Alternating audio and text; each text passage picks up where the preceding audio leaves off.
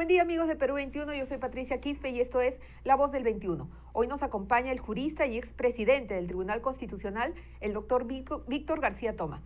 Buen día doctor, ¿cómo se encuentra usted? ¿Cómo le va, Patricia? Un gusto en saludarla. Buenos días. Muchísimas gracias por atender a Perú 21. Doctor, en estos días hemos escuchado, se ha dado a conocer las declaraciones de una aspirante a colaboradora eficaz, la señora Carolyn López, que implican seriamente al presidente Pedro Castillo. En ese contexto y dada su experiencia a nivel jurídico, ¿cuál es la situación del presidente Castillo? ¿Él puede ser investigado por ese caso o los dichos aún están pendientes de corroboración, como se afirma? Correcto. La situación del señor Castillo se plantea en dos alternativas, dos opciones que da la Constitución. Por un lado, la aplicación del artículo 113, inciso 2, que habla de la incapacidad moral permanente y que ha sido objeto de una denuncia constitucional que ya se encuentra en trámite y que tiene que ver con este conjunto de hechos vinculados, por ejemplo, con los sucesos de Zarratea, con el haber recibido en Palacio de Gobierno a personas que tenían intereses patrimoniales y que luego se han verificado en la práctica con la celebración de contratos con el Estado, el haber omitido deberes funcionales ante denuncias tan graves como, por ejemplo, el hecho de haberse subastado los ascensos policiales, el haber intervenido, haber tratado de intervenir directamente en los ascensos militares, el haber de alguna manera consentido el nombramiento de prefectos que tienen vinculación con el narcotráfico, el haber nombrado de ministros, eh, digamos que están vinculados también con esa actividad, etcétera, etcétera, ¿no? Y la segunda opción es esta denuncia que ha presentado un conjunto de ciudadanos sobre el delito de traición a la patria, ¿no? Son en estos momentos las dos opciones que dentro del marco de la Constitución quedan a merced y criterio del Congreso de la República. Esas dos opciones nos conducen indefectiblemente a una vacancia del mandatario. No necesariamente, en el caso de la incapacidad moral, en el supuesto de que los hechos fuesen considerados por el Congreso de la República como repulsivos, repugnantes, indignos, incompatibles con el decoro social y que implican una ruptura de la relación de mando y obediencia por, digamos, pérdida de la legitimidad política, requiere, más allá de las consideraciones de la conveniencia, oportunidad, el poder analizar cómo, digamos, cómo miraría este tema a la ciudadanía, 87 votos de 130. Y en el caso de la denuncia por delito de traición a la patria, la comisión investigadora tendría que acumular un conjunto de indicios o de pruebas que objetivamente lleven a la conclusión al Congreso de que se amerita, en primer lugar, una suspensión en el cargo y una denuncia constitucional por la comisión de ese ilícito. Para ese efecto se requerirían 55 votos, porque el artículo 89 del reglamento dice que votan para determinar si hay o no lugar a proceso eh, el Pleno del Congreso menos los miembros de la Comisión Permanente, que son 22. En total se requerirían 55 votos, ¿no? Ujú. Entonces, más allá de las consideraciones jurídicas en un lado o las consideraciones morales en otro, está, digamos, la capacidad de concertación de las distintas fuerzas políticas para ponerse de acuerdo en uno o en otro sentido. Hablemos sobre el tema de la vacancia. La vacancia requiere de 87 votos y no es una cifra que aparentemente sea fácil de conseguir por parte de la oposición. De hecho, a estas alturas no los tendrían, no contarían con esos 87 votos y se ha hablado de la necesidad o la conveniencia de parte de algunos sectores de reducir esta valla que está considerada en el reglamento del Congreso. ¿Cuál es su opinión al respecto? ¿Debería reducirse la valla que se fija para proceder a una vacancia presidencial o se corre el riesgo de que realizando ese trámite esto quede demasiado demasiado libre y a criterio de una oposición que en otros casos podría ser recalcitrante u obstruccionista, ¿no? Y plantearlo de por sí por cualquier tema. Yo creo que más allá de si somos oposición o gobierno, y si somos de izquierda o de derecha, en el caso de la vacancia es básicamente apostar por una gobernabilidad dentro del marco de una moralidad social. Yo no pierdo las expectativas de que en un corto plazo se puedan alcanzar los 87 votos. Sin embargo, sí considero que no es admisible el recurrir a la opción de modificar el reglamento del Congreso para reducir el número de votos, porque eso sí sería una infracción a la Constitución en la medida en que sería una ley con nombre propio. Es decir, modifico el reglamento del Congreso para permitir, digamos, la vacancia del señor Castillo. Más allá de que si uno esté de acuerdo o no esté de acuerdo con el señor Castillo, esa es una práctica constitucionalmente viciosa y inadmisible, ¿no? ¿Cuáles serían los riesgos al margen de esa consideración que usted señala de que sería una norma, una ley, perdón, con nombre propio? ¿Cuáles serían los otros riesgos que se presentarían en caso de reducirse esta valla? Lo que pasa es que si dejamos de tener a la Constitución, digamos, como norma suprema y como marco de referencia las relaciones entre el Estado y los ciudadanos y los ciudadanos entre sí, y utilizar la Constitución para fines probablemente loables, pero contingentes, entonces la Constitución sería pues el juego de la pelota de, digamos, acuerdos parlamentarios que no siempre están signados por el acierto y no siempre están signados por los buenos propósitos. No digo que esto se vaya a producir en el caso del señor Castillo, pero más allá de cualquier otra consideración, la Constitución debe mantener su figura majestática y no debería ser, digamos, vulnerada, digamos, de esta manera, ¿no? Hay la necesidad, el esfuerzo de las distintas fuerzas políticas para convencer y persuadir a la representación nacional que esa es una decisión necesaria y conveniente de cara, digamos, a que el país no puede seguir soportando este clima de anarquía, de desgobierno, de corrupción y de inseguridad en que vivimos. El otro camino que se ha planteado desde diferentes sectores es el de la renuncia. Sin embargo, el presidente Castillo ha dejado muy en claro que no va a renunciar. ¿Cuál es su opinión al respecto? Y en todo caso, en esas circunstancias, asumiría Dina Boluarte la presidencia, que también ha dicho que en caso de que el presidente Castillo sea apartado del cargo, igualmente renunciaría. La renuncia es un acto parcialmente voluntario, ¿no? Yo estoy seguro que contra su propia voluntad, en su momento, los señores Alfonsín y de la Rúa en Argentina, o en el caso boliviano, Banzer y Sánchez de Lozada en Bolivia, y por último, el propio Kuczynski, tuvieron que acudir a esa solución porque evidentemente el país ya era ingobernable, ¿no?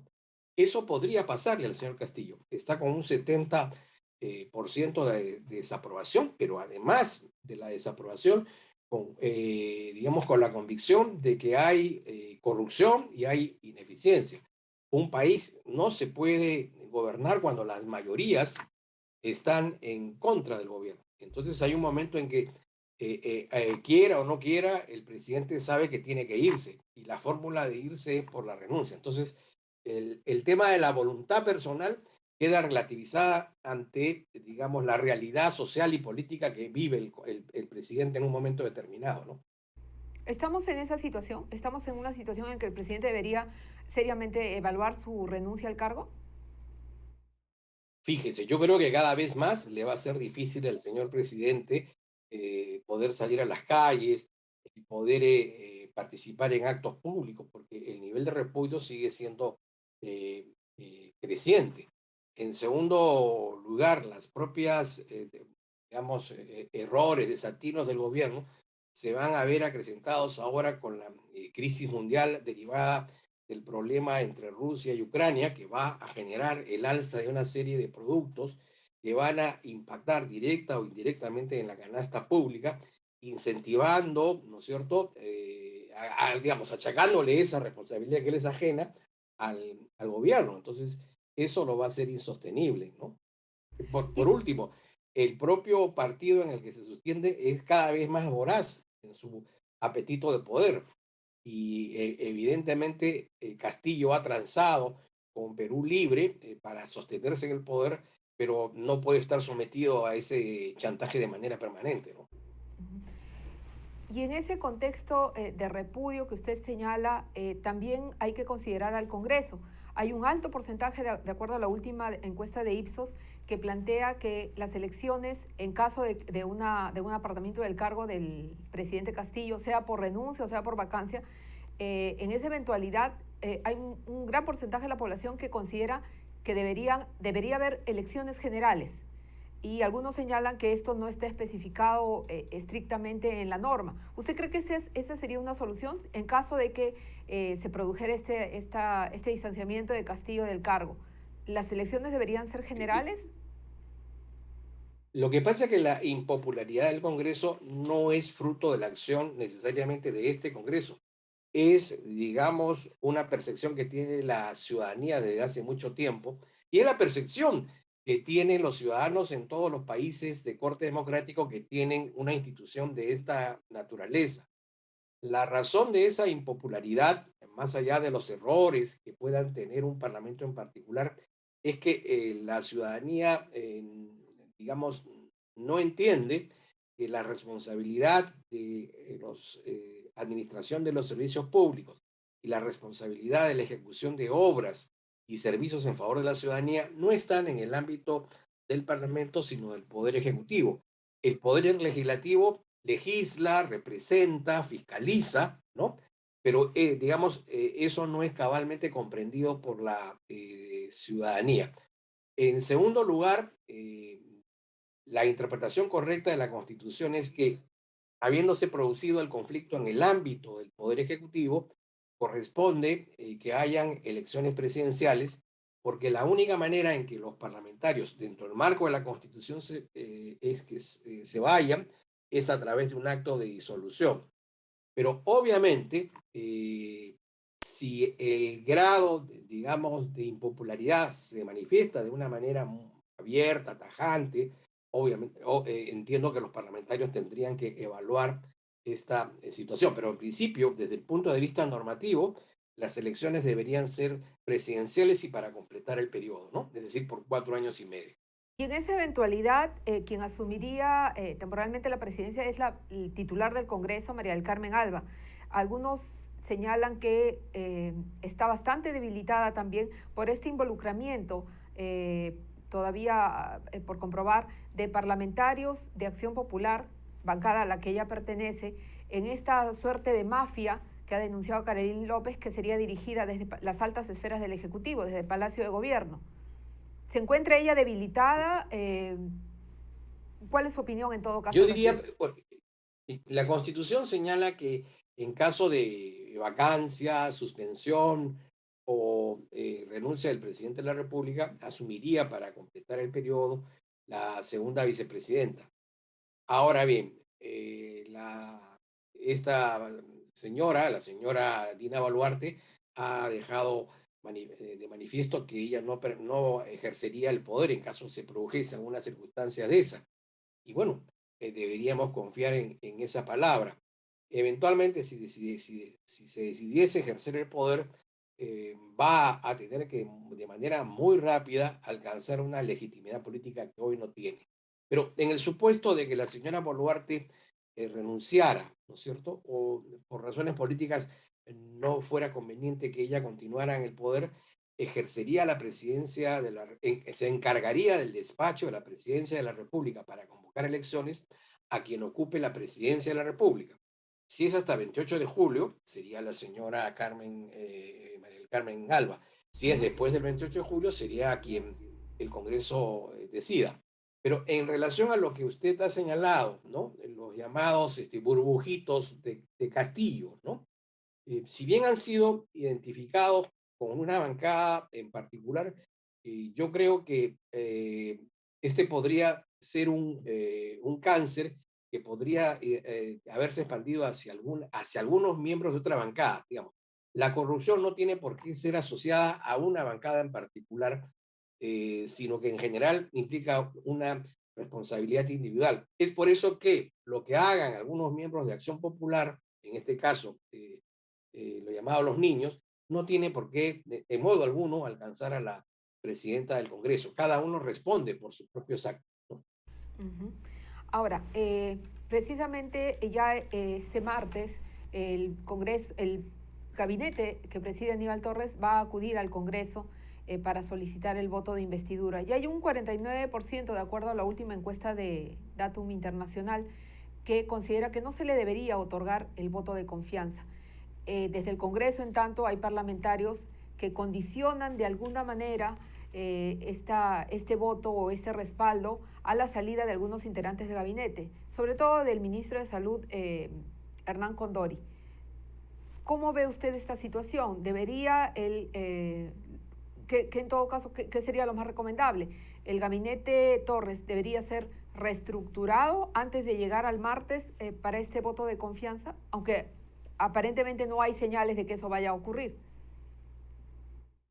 Patricia, la primera pregunta es si el presidente del Consejo de Ministros está en la facultad de garantizar una relación armónica y estable entre el Ejecutivo y el Legislativo. Es decir, el presidente del Consejo de Ministros no solamente es el portavoz del presidente, no solamente es el coordinador del gabinete, sino además es el enlace entre ambos poderes, ¿no?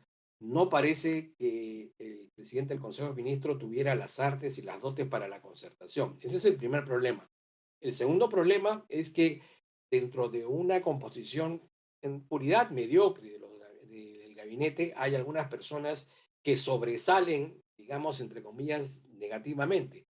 El ministro de Salud, está por demás de decirlo, el ministro de Energía y Minas, el ministro de Justicia, ¿no es cierto? Y existe, y está pasando por ahí piola el ministro de Defensa, que tiene serias denuncias por maltrato a la mujer, en un momento en que ese es un tema en la agenda política, ¿no? Del país.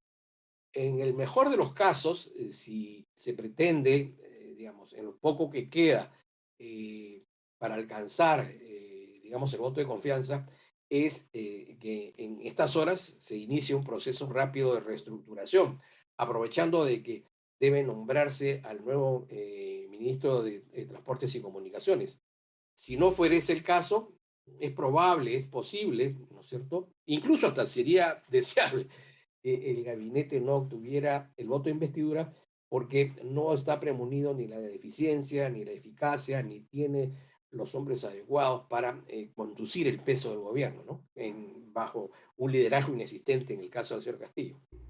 ¿Y usted cree que el Congreso estaría dispuesto a eh, jugar esa famosa bala de plata de la que se habla, no dándole la confianza al gabinete Torres? ¿Cree usted que ellos serían capaces de eso? Porque luego de estas diferencias y confrontaciones entre Ejecutivo y Legislativo, se habló de una suerte de tregua, que finalmente no tenemos muy claro en qué ha quedado. Pero ¿cree usted que este Congreso está a la altura, que podría sacrificar esa bala de plata en aras de la gobernabilidad y no darle el voto de confianza al gabinete? Justamente usted ha utilizado una palabra que es precisa. Este gabinete no ofrece gobernabilidad y entonces, más allá de las contingencias personales, de si es posible que el Poder Ejecutivo intente ir hacia una disolución del Congreso, etcétera, etcétera, etcétera, lo cierto y lo real es que con este gabinete no vamos a la esquina, ¿no? Y entonces el Parlamento tiene que pensar primero en que el país no puede continuar en el marasmo en el que estamos hace ya 7 meses, que tenemos que adoptar medidas urgentes para reemprender el camino de la recuperación económica, la recuperación de los empleos, la lucha frontal contra el narcotráfico que ha sido menguada, la lucha frontal contra la inseguridad ciudadana, etcétera, etcétera. Entonces, yo creo que si se piensa, digamos, en los altos intereses del país, los aspectos contingentes de si me quedo o me voy resultan irrelevantes, ¿no? Porque no hay posibilidad alguna de que este gabinete pueda preservar o garantizar la gobernabilidad, la moralidad en la administración pública, la correcta prestación de los servicios públicos. No, no lo pueden garantizar.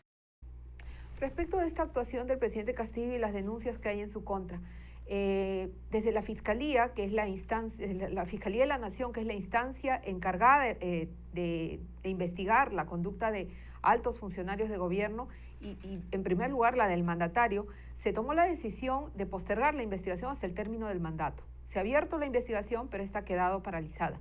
Quisiéramos, por favor, conocer cuál es su opinión respecto de la actuación que tiene la fiscal de la Nación, Zoraida Ábalos, habida cuenta que además, en paralelo, en la Subcomisión de Acusaciones Constitucionales, se ha declarado ya procedente una acusación constitucional en su contra, precisamente por esta pasividad que presenta ella en su accionar respecto del presidente Castillo. La señora fiscal de la Nación lamentablemente no está a la altura de las responsabilidades que ocupa en el cargo, no solamente por la falta de habilidades y competencias, no solamente por la ausencia de liderazgo, sino porque además aparentemente tiene un compromiso consigo mismo, consigo misma, en el sentido de no ejercitar ninguna acción penal o ninguna investigación penal que esté vinculada con sea el gobierno, sea cual fuere, sea su signo ideológico, etcétera, etcétera.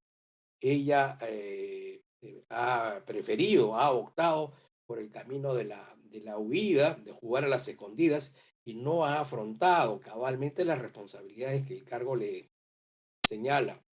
Por consiguiente, ya sea por lo que determine la Junta Nacional de Justicia, sea porque finalmente prospere la acusación constitucional o porque al concluir dentro de poco, felizmente, su mandato como fiscal de la Nación decida renunciar, digamos, a la institución y, bueno, gozar del derecho a la pensión que como toda persona en el servicio público tiene.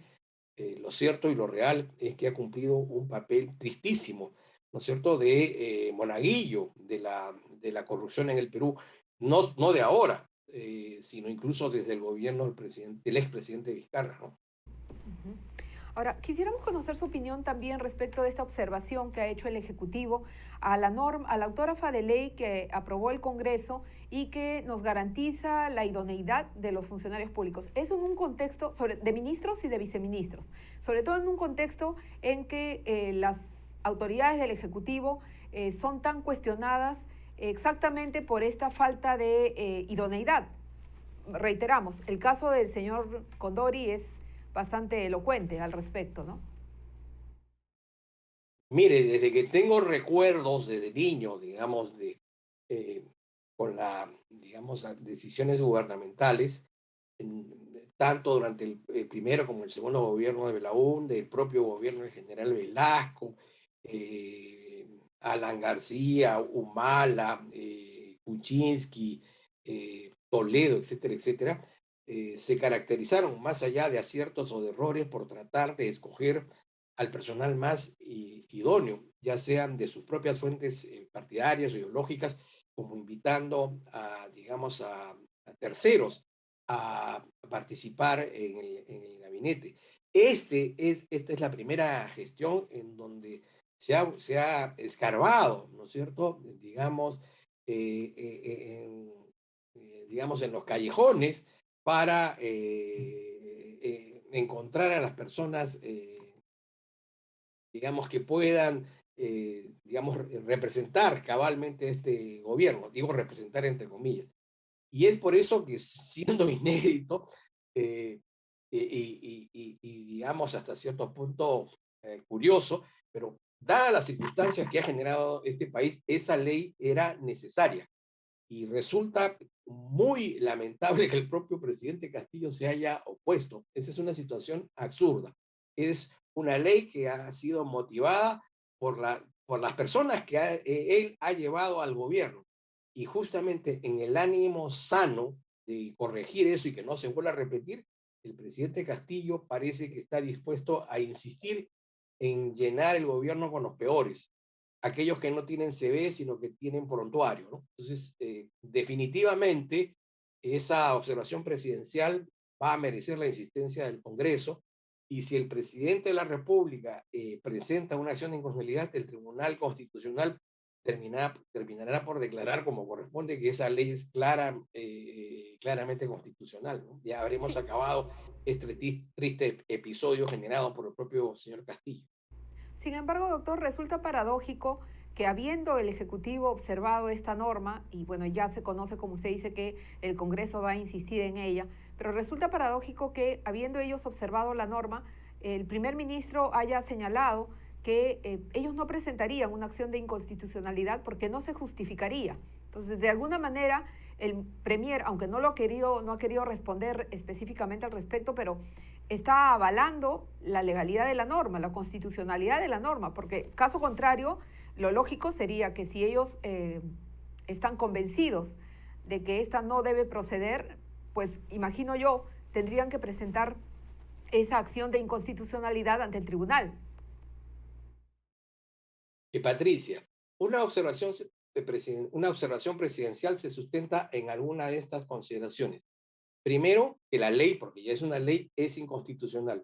Esta ley es compatible, armónica, eurítmica con la Constitución. En segundo lugar, porque es una ley antitécnica.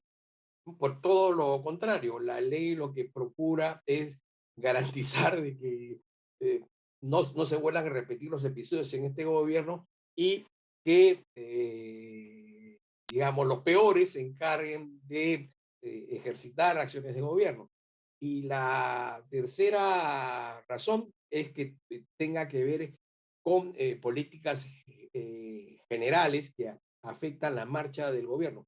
No creo que el señor Castillo, digamos, si estuviera en su sano juicio y en recto proceder, se oponga a tener una ley que lo obligue, lo impulse, lo motive a escoger a aquellos profesionales más competentes, a aquellos políticos más capaces, sean o no sean de su ideología, aun cuando no está muy claro cuál es esa ideología, salvo el matiz de reconocerle como un populista radical silvestre, ¿no? Digamos, esa, digamos, yo creo que sería su definición ideológica. Pero, digamos, ninguna de las consideraciones para presentar una observación presidencial, en este caso, se encuentran presentes, ¿no? Finalmente, doctor, quisiéramos conocer cuál es su opinión respecto de este proceso de selección eh, de aspirantes al Tribunal Constitucional. Usted ha sido titular de esa institución y en el Congreso se lleva a cabo un proceso de selección que aparentemente corre el riesgo de responder a los intereses políticos de los representantes de las diferentes tiendas políticas que integran esa comisión especial. Ya se había hecho una depuración, se había retirado algunos candidatos que tienen observaciones, y sin embargo hay bancadas, como algunas bancadas, que están presentando reconsideraciones, con lo cual se flexibilizarían los criterios con los cuales se está buscando contar con los mejores candidatos para magistrados al Tribunal Constitucional. ¿Cuál es su opinión al respecto? Y si usted considera que este proceso de selección debe mantenerse a nivel parlamentario, o si, como en algún momento se ha planteado, esta tarea debería estar a cargo de repente de la Junta Nacional de Justicia o de otra institución ajena al Congreso de la República. Digamos, yo siempre he sido partidario de que el Congreso lleve a cabo el proceso de selección por invitación, porque cuando es por concurso, esto desanima a aquellas personalidades que tienen, digamos, un currículum vitae, o tienen, digamos, una presencia profesional importante y no quieren exponerla, digamos, a consideraciones subjetivas digamos, que se puedan dar en el Parlamento. Entonces, se optó por el sistema del concurso. Bien, el sistema del concurso tiene dos partes. La primera, que es eminentemente técnica, en donde se hace una evaluación y se concluye con una entrevista de los candidatos, garantizando que los que pasen a criterio del Pleno, digamos, tienen la solvencia profesional y tienen los méritos suficientes para ocupar el cargo. Ahora, ya en el Pleno, es lógico que se tenga que producir un acuerdo entre las bancadas para que dentro de aquellos que han pasado el primer filtro puedan ocupar alguna de las seis vacantes que están en el tribunal, ¿no? O sea, eh, eh, lo que puede preocupar es que se intente alterar las reglas a mitad del camino o se intenten establecer reconsideraciones si es que en primer lugar no se reconoce que ha habido una falla, un error, ¿no? O sea, reconsiderar sin justificar que previamente hay una falla, un error, una omisión, no tiene sentido. Eso significaría acomodo. Pero lo cierto y lo real es que deseamos sincera e intensamente que el Congreso de la República llegue a tomar una determinación, que esta determinación sea lo más razonable posible, porque el Tribunal Constitucional hoy está en una etapa de colapso. Hace cerca de 3 años que están 6 de sus miembros con mandato vencido y hay una fuerte división al interior del tribunal que impide que se puedan tomar decisiones colectivas. Es decir, las sentencias no pueden ser la expresión de una suma de votos. Las sentencias tienen que ser la expresión de una reflexión grupal, coral. Eso no se da hoy. Es por eso que, bueno, deseamos que el omnipotente ilumine al Congreso de la República y nos puedan dar, pues, la sorpresa de que finalmente han tomado una decisión, que esa decisión es, en términos generales, correcta y podamos, digamos, acabar con el problema de de las, del Tribunal Constitucional que he señalado, ¿no? Doctor, le agradecemos desde Perú 21 por la gentileza que ha tenido de concedernos esta entrevista y no sé si quisiera usted agregar algo más. Bueno, como todos los peruanos, estamos profundamente preocupados por lo que sucede en el país. Requerimos al Poder Ejecutivo un grado de madurez supino para entender que tienen, más allá de lo que pueda hacer el Congreso, el rectificar rumbos. Y en el caso del Poder Legislativo, ejercitar de manera más eficiente y más contundente los mecanismos de control que son tan necesarios hoy en un país agobiado por la corrupción. Doctor, nuevamente muchísimas gracias por atender a Perú 21. Ha sido usted muy gentil por darnos a conocer todas estas apreciaciones respecto del presidente Castillo, la coyuntura política y el gobierno que este martes tendrá una prueba a través de la presentación del gabinete de Aníbal Torres ante el Pleno para solicitar el voto de investidura. Muchísimas gracias, ha sido usted muy gentil con nosotros. No, gracias a usted, Patricia, por la gentileza de su invitación. Muchísimas gracias, doctor. Bien, amigos, eso ha sido todo. Hoy nos acompañó el jurista y expresidente del Tribunal Constitucional, el doctor Víctor García Toma. Con ustedes será hasta una próxima oportunidad. Muchísimas gracias por su atención.